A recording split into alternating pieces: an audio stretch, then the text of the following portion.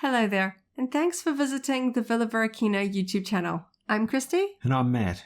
We're long-standing Star Wars fans who live and breathe Star Wars every day. Welcome to another installment of Our Week of Star Wars, a series recapping the Star Wars fun we've had during the past week. The biggest highlight of the past week was the Armageddon Expo that was held in our local city of Auckland. And the biggest feature of that event was a couple of Star Wars guests, including Boba Fett himself, Temuera Morrison, and the voice of Sabine from Rebels, Tiya Sircar. Here in New Zealand, we are a long way and a long-haul flight from where most Star Wars actors live, so we always do appreciate when they make the journey all the way to visit us. Temuera does normally reside here in New Zealand, but this was his very first appearance as a celebrity guest at Armageddon. So for each of those guests, as well as getting autographs and seeing their panels, we did in fact see them interact with fans at the 501st Legion and Rebel Legion costuming booths. That was quite a highlight.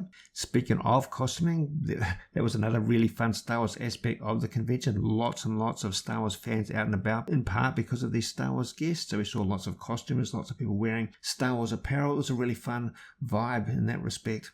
And of course, we enjoyed browsing all of these stands and booths for the variety of Star Wars items available to sale. And of course, we did pick up a few things. The bulk of our shopping at this one was, of course, picking up these Star Wars autographs to add to our collection, but we did pick up a few other little items as well. So that was an event we were counting down to, and overall, it really delivered. We had a great time. The Armageddon Expo has been running for well over 20 years, and the Auckland event in our hometown is the biggest that is held around the country here in New Zealand. We're really happy that it is in our home city. This used to be held annually in October, but we now have this winter edition of Armageddon, so we have it twice a year. We had such a great time at this one. We're already counting down to the one in October. This past week saw episode 3 of The Acolyte released on Disney+. This was a flashback episode that in many ways raised more questions than it answered. Yes, we saw a little bit more of May and Osha, getting a little bit of their family history. It's really intriguing. We, like you said, we got a lot more questions than answers. Clearly, there is a dramatic event, and it gave us a pretty good overview of what happened, but I still feel like there is a lot here. There is something that's sort of troubling some of the Jedi, and I really hope that the next episode, I hope we kind of get a little bit of a viewpoint from perhaps another perspective to shed some light about what happens there. So we'll see where that one goes. In a recent video that we published, we talked excitedly about the reveal of the new HasLab project, the Mos Eisley Cantina playset.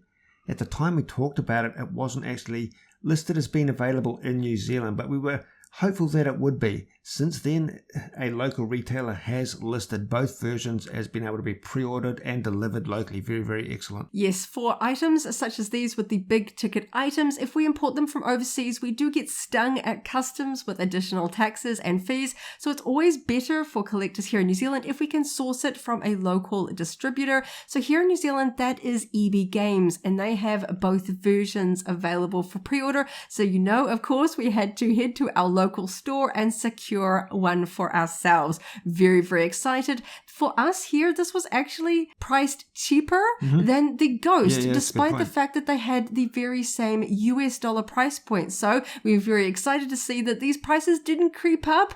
For collectors here in New Zealand, we actually have it for a little bit cheaper than the Ghost, which was very exciting for us. So of course, this won't be arriving for quite some time, but it was still a bit of an exciting moment for us this past week. And one other bonus of a local retailer stocking it is that we don't actually have to pay for it in its entirety until it is delivered. Yes, EB Games offers it as a pre-order with a deposit, and we have up until the time that it arrives at our store for us to pay it off. So that is actually kind of useful for local collectors that want to perhaps buy a larger, higher price ticket item like this, but don't have the funds available because Hasbro only gives that very short pre-ordering window. So that's a perk of the way that it is offered for us here in New Zealand. In terms of recent Star Wars purchases and acquisitions, most of these actually come from our shopping at the Armageddon Expo event. Of course, as we mentioned, we had to get autographs from Temuera Morrison and Tiya Sircar.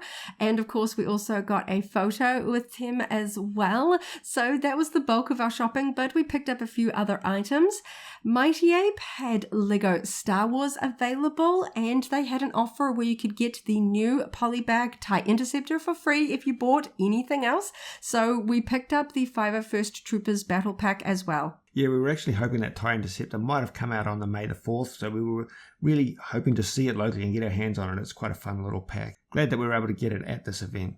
At a comic booth stand, I spotted the 90s era Episode 1, The Phantom Menace, Darth Maul and Qui-Gon watches.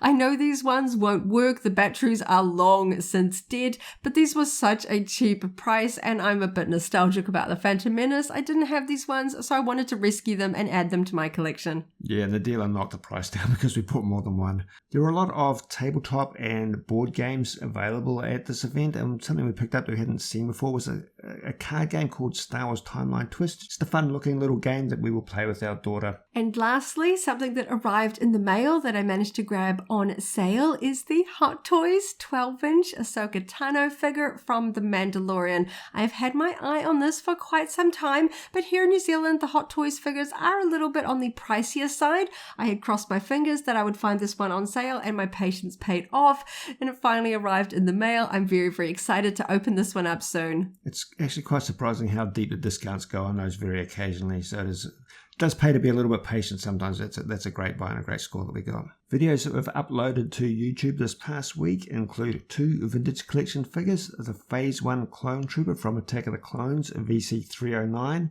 and the vintage collection, The Mandalorian Boba Fett as seen on Morak figure, VC252. Because we met Boba Fett himself, Temuera Morrison, at our local Armageddon Expo convention, we're celebrating by unboxing a series of Boba Fett collectibles this week, and that Boba Fett as seen on Morak Vintage Collection figure is one of that series. Also from the Black Series, we opened up the Mandalorian Boba Fett as seen on Tython in his Tusken robes figure. And in the coming week, we've got more Boba Fett collectibles lined up to unbox as well. Another Black Series figure that we opened up is from the Obi-Wan Kenobi series, the fantastic Purge Trooper in Phase 2 armor. I really enjoyed getting this one out. The black doesn't look quite as good in the packaging. I really see the details better when I got this one out of the box. In some ways, that Black Series figure is one of the better ways to actually see the detail on the helmet for that character in particular. I also unboxed 2 Funko Pop vinyl figures this week. From the Obi-Wan Kenobi series, I took a closer look at the Ned B. This one was such a cute character in the show. I think he translated really well in the Funko form. And I had to open up the deluxe Bo-Katan Kryze on the throne. That throne was so iconic in The Mandalorian. I was so happy they did it in Funko form, and it looks really fantastic, especially when you get it out of the box. Yeah, that deluxe Bo-Katan is a really nice display piece. In the last uploaded video to mention, we put out a highlight reel of our Armageddon Expo experience. That video covered the Star Wars fun we had over the weekend, which included Star Wars costumers, Star Wars shopping, and of course the Star Wars celebrities that we saw. It was such a great weekend. On that note, thanks for listening to another episode of our Week of Star Wars. We appreciate you taking your time to listen to us. And stay tuned for another episode next week. And as always, may the Force be with you. If you enjoyed this video, go ahead and give it a like, check out our other videos, and subscribe for alerts about new uploads. Thanks for watching, and may the Force be with you.